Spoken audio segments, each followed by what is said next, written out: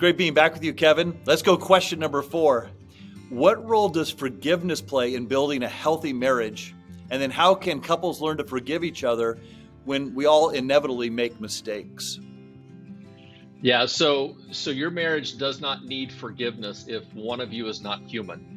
But if you are both human, then you are in desperate need of forgiveness. We are fallen people that live in a fallen world. We stand in a continual need of forgiveness. And this is one of the great advantages of a Christian marriage over a non-Christian marriage, is it doesn't guarantee this will happen, but our faith should prepare us and empower us to be much more aware of our own fallen sinful nature, be much more aware and have compassion on the fallen sinful nature of our spouse, and to recognize that forgiveness, as recipients of daily forgiveness from God, we then have to give that forgiveness of others to others, and it begins with those that we live the closest to, specifically the one we sleep with in our own bed at night. And so I even think back to the Beatitudes.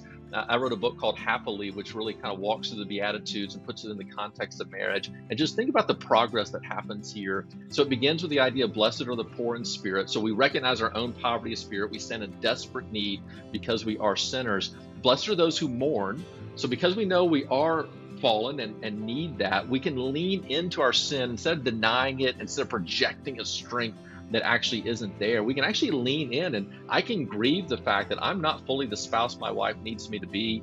She won't fully be the spouse I need her to be. Our marriage won't exactly be everything we want it to be, because that's just who we are, which then causes us to live in meekness.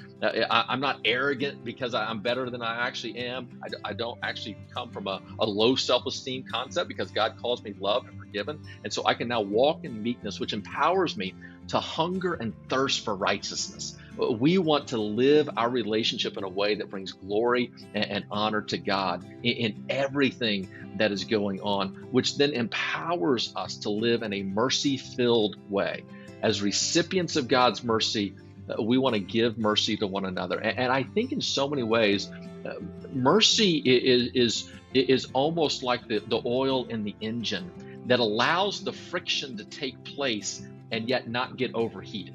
And so whenever we can live in this concept of as recipients of God's mercy, we give it to one another, not excusing bad behavior in any way, not empowering an abuser or downplaying immorality in no way, but instead now using God's mercy to confront our own sin and to have a relationship where I am quick to be compassionate and grace-filled and understanding to Jenny when she doesn't get everything exactly right. And she understands and gives that same thing right back to me. And as we are giving and exchanging mercy from God to us and then to one another, it literally lowers the temperature, it lowers the tension. Now, I think in many ways, the image that comes to my mind is you think about these great tectonic plates, that these land masses that are pressing against each other that eventually will lead to a violent explosion of an earthquake. That happens in marriage. And yet what mercy does, what forgiveness does, is it allows the two plates, the two people, to actually slide against each other without the tension building up. And so forgiveness is a vital aspect of every marriage. And the greater we see ourselves as recipients of God's forgiveness, the easier it will be to give forgiveness to one another. Yeah, I love that, Kevin. Even linking in, like you were saying, the Beatitudes, nothing is more kingdom-centric than those Beatitudes that he gave us. And to see forgiveness is at the root of that is so beautiful, because that's what kingdom life is supposed to be, that we are forgiving and loving each other. Even that Ephesians 4:32, we forgive because he forgave us. It's just the way of the kingdom. I just think that's great for marriages. So thanks for sharing that.